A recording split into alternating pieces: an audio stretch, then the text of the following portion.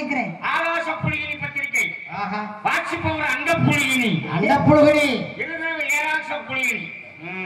Madurai bus stand அருகில் பயங்கரம். என்ன பயங்கரம்? 2 பன்னிக்குட்டிகள் பயங்கரமாக மோதிக்கொண்டதில் தண்ணிக்குட்டி இடிந்து விழுந்து 20 அகாலமாக அடைந்தனர். பன்னிக்குட்டிகள் பேசும் சக்தி இல்லாததால் மௌனமாகவே விசாரித்து வருகிறார்கள். மௌனமான அப்படியே இருக்கே பண்ணி வாய் மாதிரி. 22 வயது வாலிபர் கடவாய் வந்தது. கடவாய் வந்தது அது எப்படியா? ஆமா ஆமா சொல்றேன். 22 வயது வாலிபர் கடவாய் வந்தது. மந்திரி கொட்டையை கடித்ததால் தப்பு தப்பா படிச்சுக்கிட்டு இருக்க. முந்திரி கொட்டையை கடித்ததால் 22 வயது வாலிபர் கடவாய் வந்தது. நான் கூட தொழியோடுகள் செலுத்தாளர்கள் நினைச்சேன். பருவ பெண் பாவாட ரத்தம். பக்கத்து வீட்டு வாலிபர் பட்டாக்கத்தை எடுத்து வந்து என்று குத்தியதால் பருவ பெண் பாவாட ரத்தம். பாவாடையின் கத்தையும் நாய் மோப்பம் பிடித்து வருகிறது. கவலை அடிக்குமே. ஒன்னே ஒண்ணுதாமா இருக்கு. மதுரையில் வினோதமான முறையில் ஒருவர் மரணம் அடைந்தார். அது எப்படி பார்த்து சொல்றேன். வீட்டில் டிவி பார்த்து கொண்டிருக்கும் போது டிவியில் சினிமா நடிகை டிஸ்கோ சாந்தி துணியே இல்லாமல் ஆடியதால் உணர்ச்சி வசப்பட்ட மனிதர் டிவியை தூக்கி போட்டு கற்பழித்திருக்கிறார்.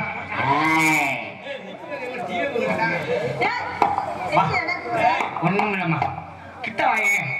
சத்தியமா சொல்றேம்மா, சத்தியமா நிச்சயமா இந்த ஆணையா சொல்றேன். நான் 30 வருஷமும் தமிழ்நாட்டில் பூண்டி வாண்டியா வரைக்கும் அடித்தேன்டா. அதான்டா இங்க வாமா, இந்த தொழில்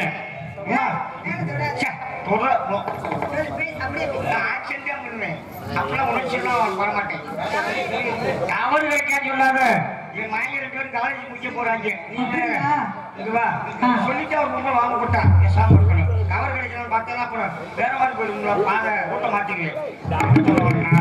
ஏன்னா முருகா சத்தியமா சொல்றேன்டா, நான் 30 வருஷமா ஆமாடா நீண்டாண்டா நீயாவது ஒரு சண்டை பார்த்துட்டேன். வாய்ப்பு இல்லையடா.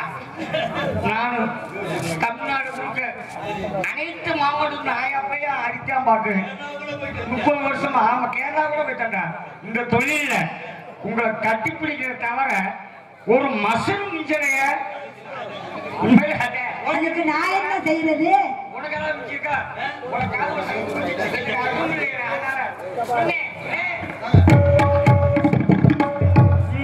உன்னைத்தானே தஞ்சமென்று நம்பி வந்தேன் மானே. உயிர் பூவெழுத்து ஒரு மாலையிலே இலை நீர் தெளித்து ஒரு கோலமிலே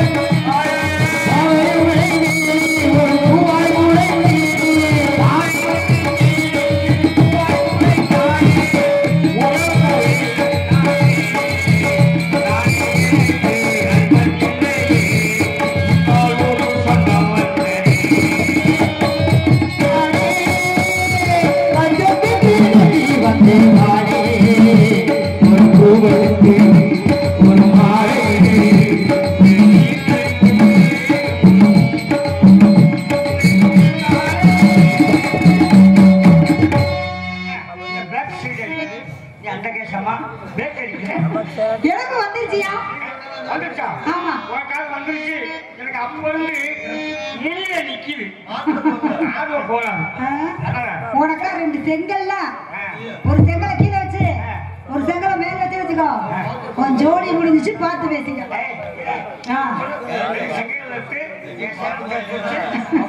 அப்படியா கொண்டாது உங்க ஐய வை அடுத்த வருஷம் கோயிலுக்கு தீச்சிட்டு இருக்கு நேற்றுக்கிழமை வச்சுக்கிறேன் சரி அடுத்த வட்டம் இந்த மேடையில நம்ம 2 பேருக்கு கல்யாணம் என்ன கல்யாணமா கல்யாணம் பண்ணி அப்புறம் கல்யாணம் ஆயிடும் கல்யாணமும் நடக்குது கல்யாணமும் நடக்குது ஆமா ஆமா கல்யாணமும் இருக்கு கல்யாணமும் இருக்கு 2 இருக்கு எதுவுமே இல்லையா கவலைப்படாதயா நான் தாரேன் எனக்கு ஒரு வாய்ப்பு கொடுறேன் உங்களுக்கு வாய்ப்பு கல்யாணத்துக்கு கல்யாணத்துக்கு அடுத்த வருஷம் நம்ம 2 பேருக்கு கல்யாணம் ஆமா கிழிஞ்சி வராது அங்க 2 வயசு இருக்காங்க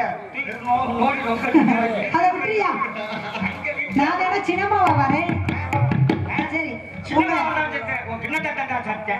கிணத்தை சின்ன மட்டும் போதுமா ஆமா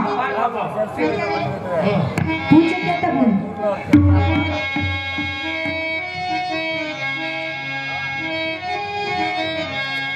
பூஜை கேட்ட பூவிது நேற்று தானே பூத்தது பூத்தது யாரட பார்த்தது பூத்தது யாரட பார்த்தது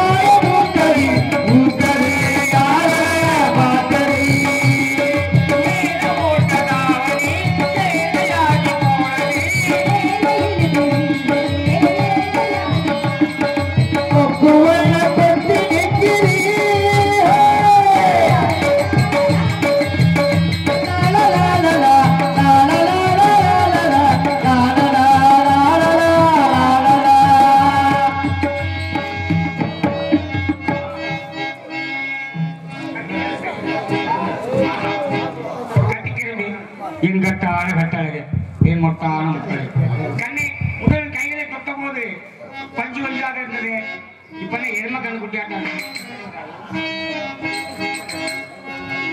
கொலகார பாவியலா நீயே ஏற்படா எவனாவது வண்டியை அடிபட்டு புளியா போது அஞ்சு கிலோ போறீங்களே அப்படியே சீனி பாம்பை நம்பலாம் சிறுக்கி பொம்பளை நம்ப கூடாது ஆவணி நம்பலாம் தாவணி நம்ப கூடாது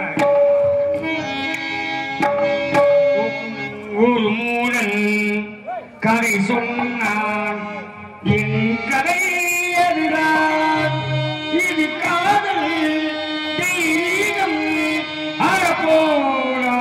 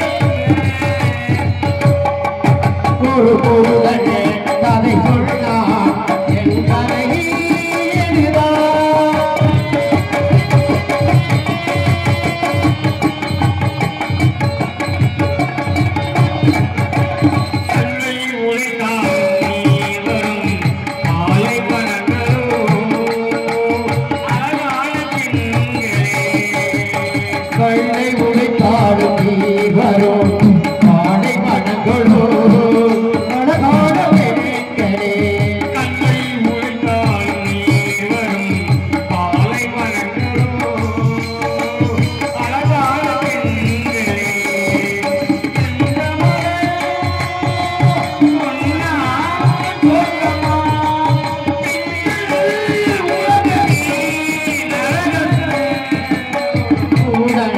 கதை சொல்லுவார் என் கதை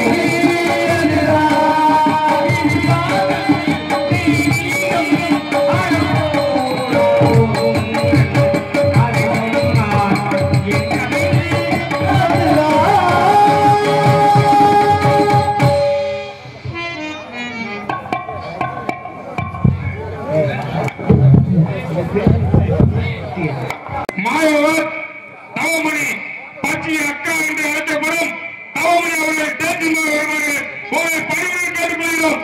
மீண்டும் முறையளிக்கிறோம். பச்சி அக்கா தவமணி அவர்கள் இதனால் தேர்தல் வருவார்கள் ஒரு பணிவுடன் கேட்டுக்கொள்கிறோம்.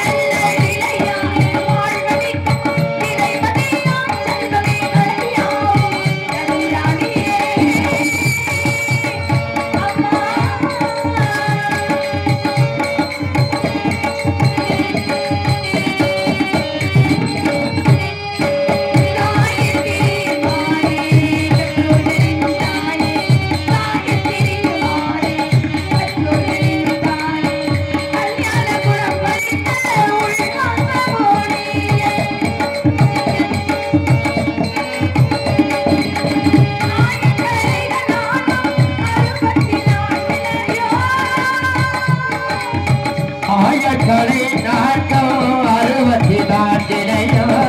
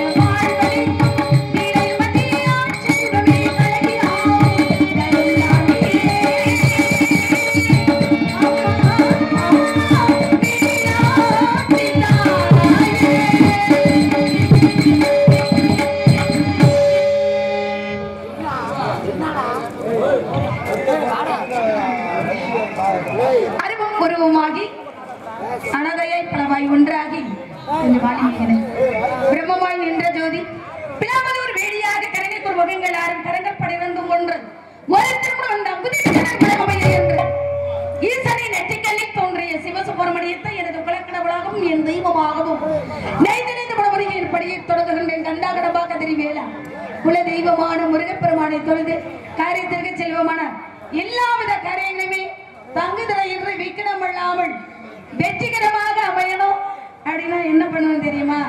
விநாயகனுடைய சுழி போட்டு காரியத்தை தொடங்க வேண்டும்.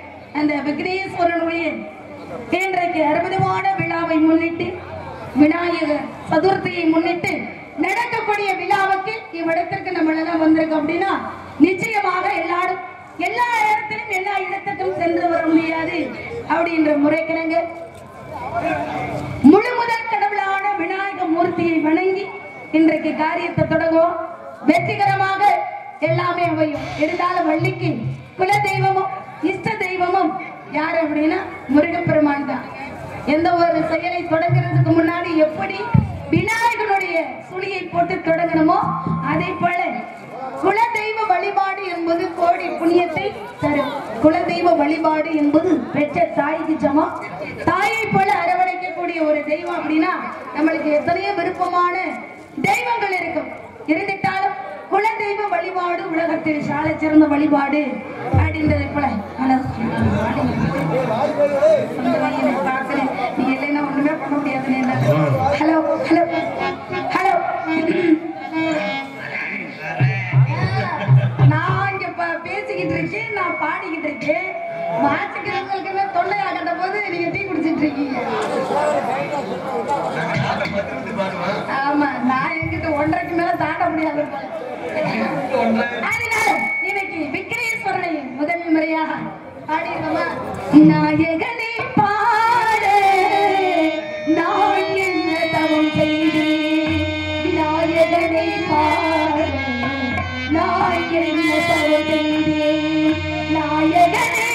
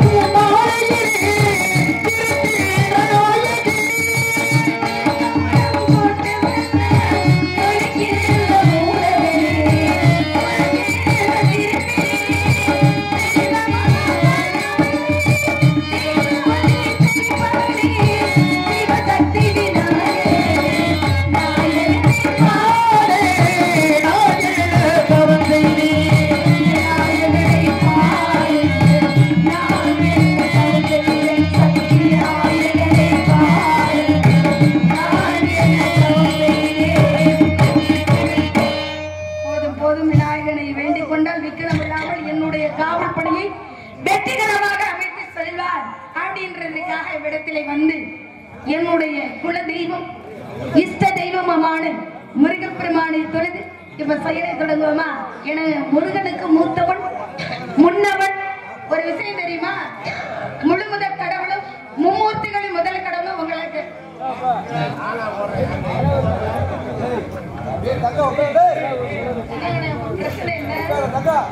என்னன்னா சொல்லுங்க.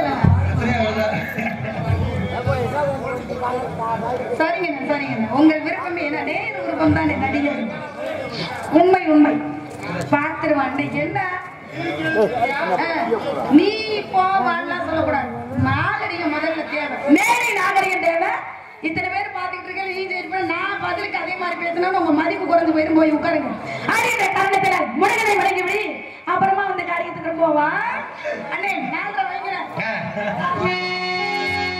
என் குணத்தை காரம் வச்சா இப்பயே முடிச்சுட்டு போயிருவி.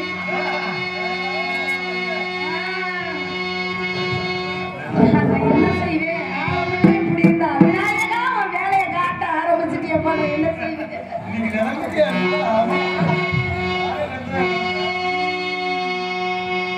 முருகனுடைய கிருபையும் நம்மளுக்கு கிடைக்கிற அப்படின்னா வேலெடுத்து படுத்தவர்களுடைய வினைகளை அகற்றி விடுவான் அல்லவா?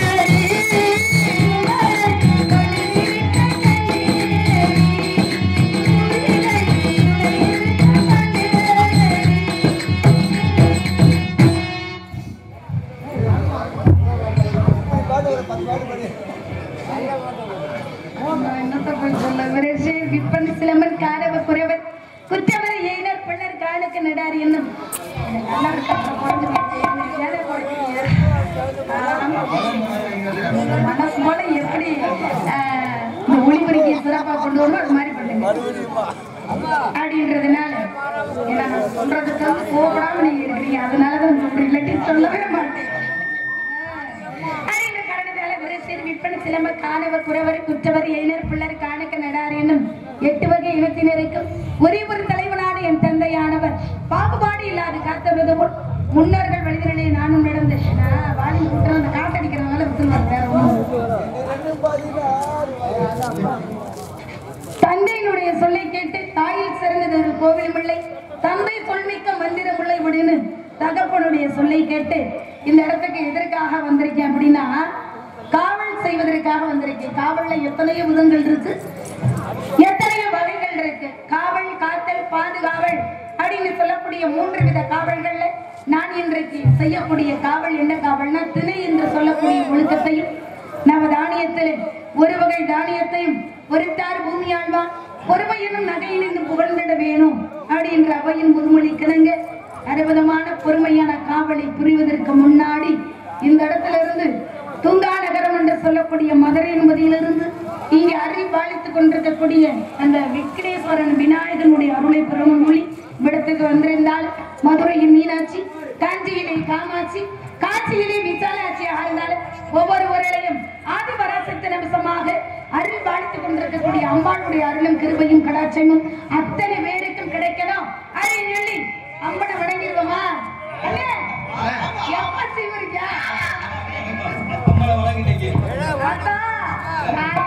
மாயி மகமாயி மாயி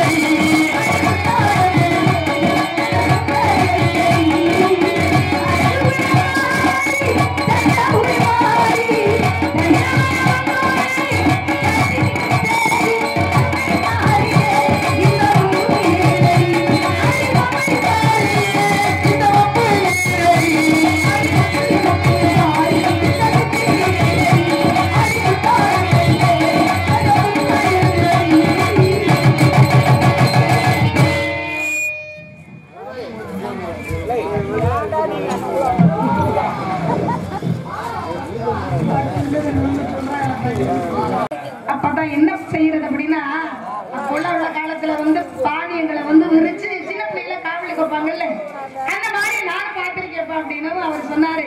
எங்க சொல்லுவா என் பிள்ளை வந்து ஏதாவது நிறைய விட்டு தெரிஞ்சிருக்கணும்.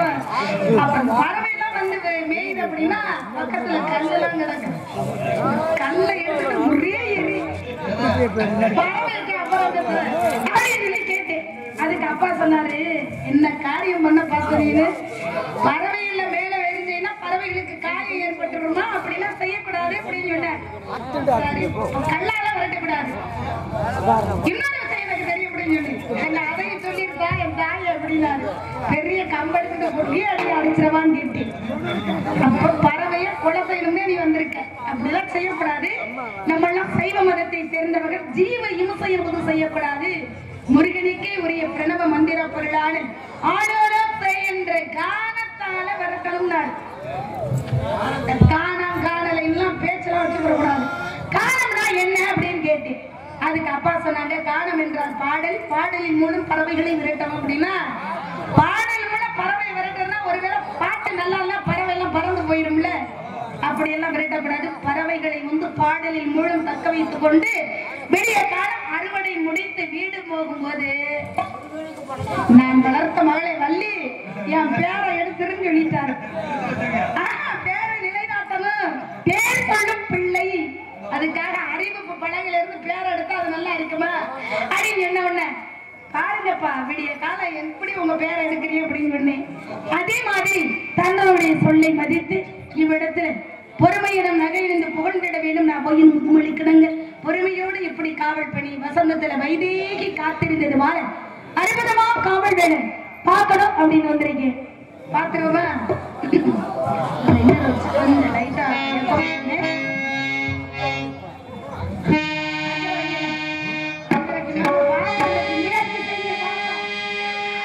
வசந்தத்தில்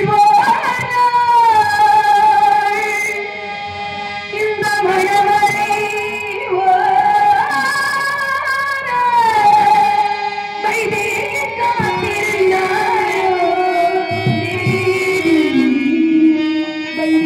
காத்திருந்தாயோ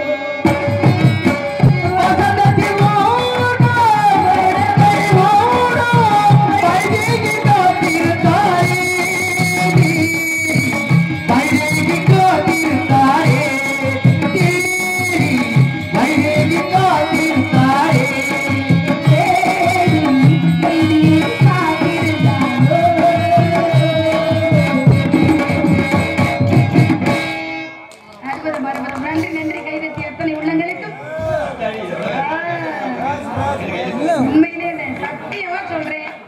நான் வந்து பாடி இந்த என்எல்சி பாடிட்டு போகும்போது ஒரு 5-6 பேரு மட்டும் கைத தலைவி வைங்கல. காலையில சம்பளம் வாங்கும்போது மனசுல நினைப்பேன், நம்ம பாடுறது ஒருத்தருக்கு கூட பிடிக்கலையே. மனசுல ஒரு நிரடல், ஒரு சஞ்சலம் இருக்கு. இருந்துட்டால் ரசிகர்கள் வந்து இருக்கக்கூடிய இதை வந்து அற்புதமா வந்து அமைதியான முறையில ரசிக்கிறீங்க. நீங்க அமைதியான முறையில ரசிச்சாதான் நடிகர்கள் வந்து அற்புதமா ஆர்ப்பாட்டத்தோட வந்து தொழில் பண்ண முடியும் அப்படின்றதுனால இந்த இடத்துல நம்ம மட்டும் காவலுக்கு போனா நல்லாவா இருக்கு? இப்படித்தான் வாழணும் அப்படின்ற ஒரு வாழ்க்கை இருக்கு. ரொம்ப பேர் எப்படி வேணாலும் வாழலாம் அப்படின்னு வாழ்ந்துட்டு தெரியுறாங்க. அப்படி ஒரு நாள் நம்ம வாழக்கூடாது. கோடு போட்டு வாழாதவன் வாழ்க்கை சிறந்த வாழ்க்கையும் இல்லை. ஈன்ற பொழுதில் பெரிது பக்கம் தன் மகனை சான்றன் என கேட்ட தாய்ன்னு சொல்லி இருக்கிறாங்க. அந்த உலகத்திலேயே கண்கண்ட தெய்வம் யாரு? பெற்ற தாய் தான். 4 பேர் மெச்சுறது மாதிரி வாழணும். இல்லைன்னா 4 பேர் போன பாதையில போகணும் அப்படின்வாங்க.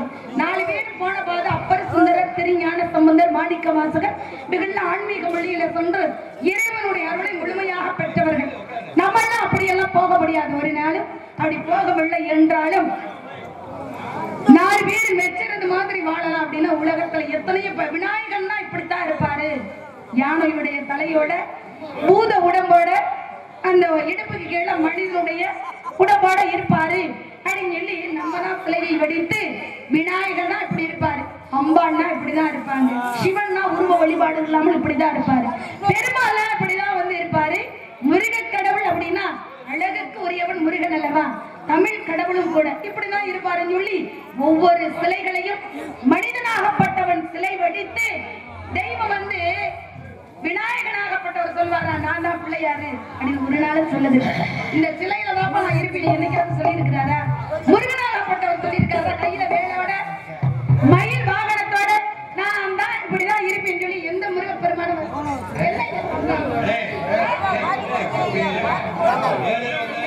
நீங்க இருந்தா உங்களை தான் கவனிப்பாங்க, என்ன கவனிப்பாங்களா?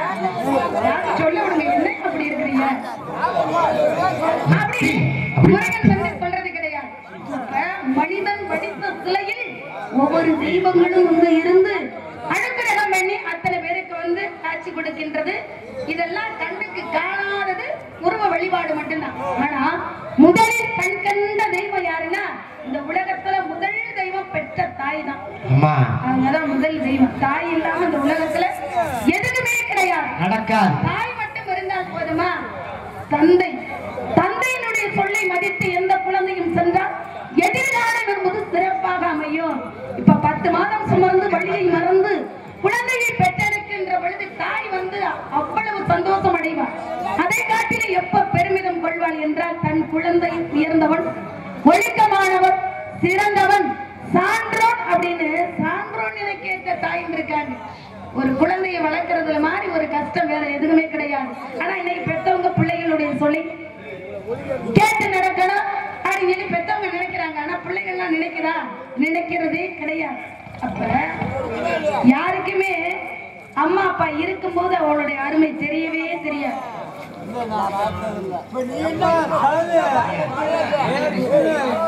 தெரியாது. நான் என்னத்தான் சொல்லுவேன், அப்பா அம்மா சொல்ல கேட்கறது கூட அனாதையா அப்படி நான் கத்திக்கிட்டு திரியறேனே. அவர்கள் இல்லாதப்பதான் அவர்களுடைய அருமை என்பதே தெரியும். இல்லாதவங்களுக்கு தெரியும் நம்ம அப்பா அம்மா இருந்தா எவ்வளவு நம்மள்ட்ட வந்து திட்டியாரு ஏதாவது சொல்லிட்டு இருப்பாங்க. ஆனா அப்படி சொல்றதுக்கு கூட ஆள் இல்லாமல் போய்விட்டதே.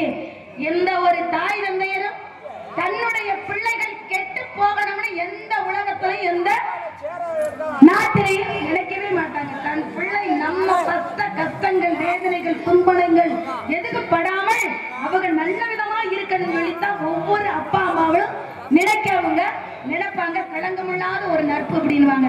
இதெல்லாம் சொல்றது மாதிரி இல்ல, பாட்டு பாடுங்கன்னு சொல்லிட்டு அப்புறம் நான் என்ன சொன்னாலும் உங்க காதுல கேட்க அப்படி காவல் பணி செய்யணும் அப்படின்னா பழமையிலே போயிடும். பழமைதான் ரசிக்கிறாங்க. அதனால சிந்தனை கரை ஓரத்துல கத்தி கத்தி தான் நான் பேசுறேன். சிந்தனை கரை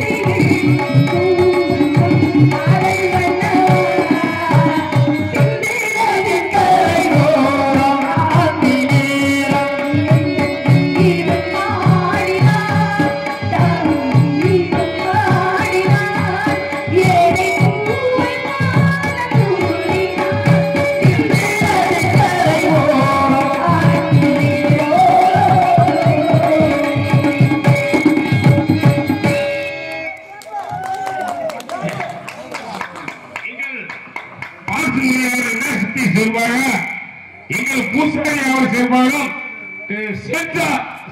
அவர்களும் எங்க ஜேஸ் மகள் அவர் சேர்ப்பாலும் பாஸ் மகள் அவர் சேர்ப்பாலும் இந்த நாடகத்தை விநாசத்து பூசாரி எங்கள் பாசு மொழியை அவர் தாங்கள் எங்கள் நிறைவேறும் இந்த சிறப்பும் சிறப்பாக இருந்து பாருங்கள் எங்கள் பாசு மொழி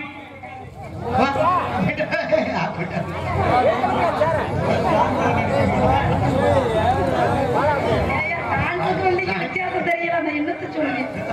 கைதட்டிய அத்தனை ரசிகர்களுக்கும் என் சார்பில் எங்கள் இசைக்குழுவின் சார்பில் நெஞ்சார்ந்த நன்றியை தெரிவித்துக் கொள்கிறேன். பாவதிங்கிற ஊருக்கு போனா நடுத்துண்டு நம்மளுக்கு 5 வரல ஒரே மாதிரி இருந்தா அள்ளி சாப்பிட முடியாது அப்படின்றதுக்காகத்தான் இறைவன் விரல்களை கூட அளந்து வச்சிருக்கிறார். உள்ள இருந்து மேக ஓடையில நினைச்சேன் ரசிகர்கள் இருக்கிறாங்களா இல்லையானே தெரியல. அப்ப கேட்டேன், நான் நடிகர்கள் வந்து நடிக்கும் போது அற்புதமா ரசிக்கிறாங்க, ஆடியன்ஸ் எல்லாம் நல்லா தப்பா இருக்கு அப்படின்னு சொல்லி அண்ணே சொன்னார். வெளியில வந்து என்னைய ஒரு மாதிரி அவ்வளவு இருக்கிறாங்க, பரவாயில்ல அற்புதமா ரசிக்கிறீங்க, இப்படி ரசிச்சாதான் நல்லா இருக்கும். நம்ம மட்டும் காவலுக்கா போறோம்,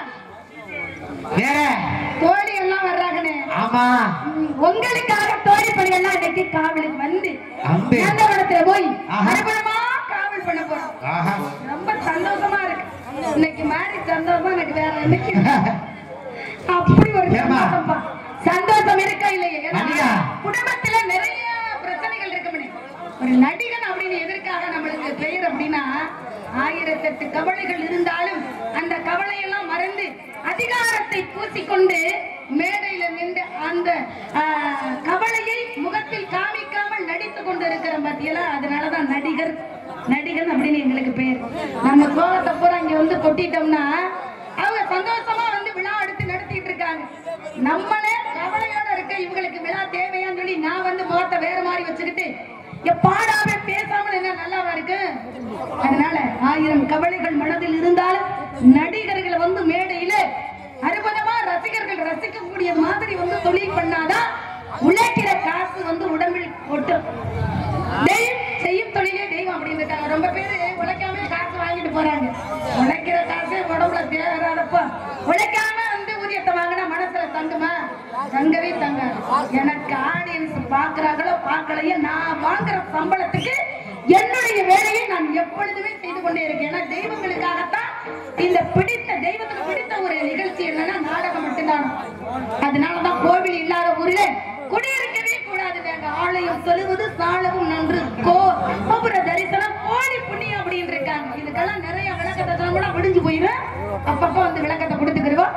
அதனால சந்தோஷமா எப்படி மனசுல பட்டு போல எடுத்து சொல்றேன்னு பட்டு பட்டு பூச்சி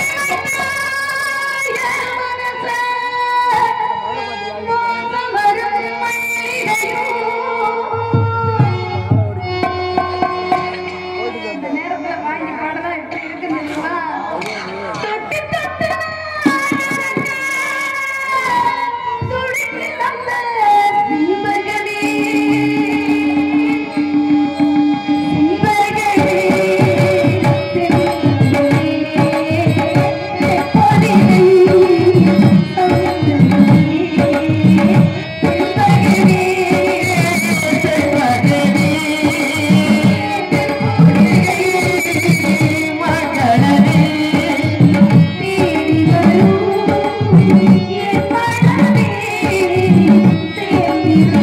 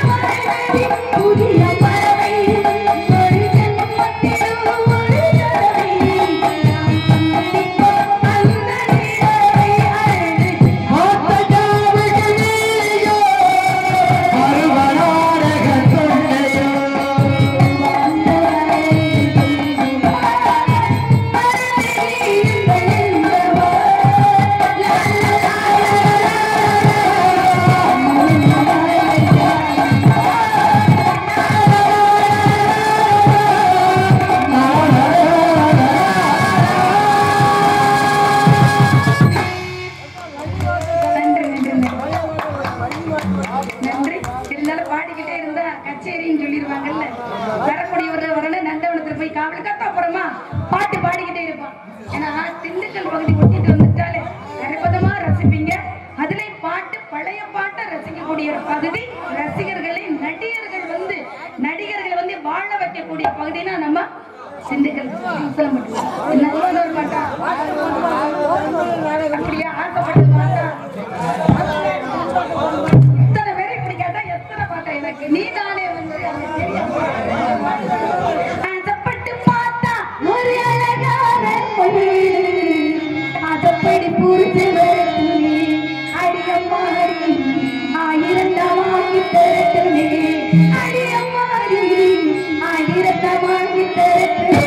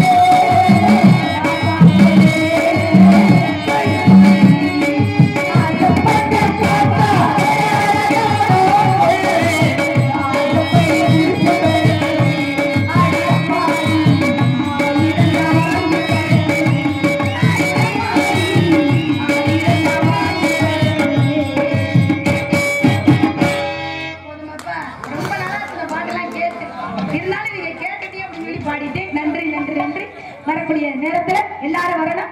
அப்படி பாட்டுனா அடுத்து வந்து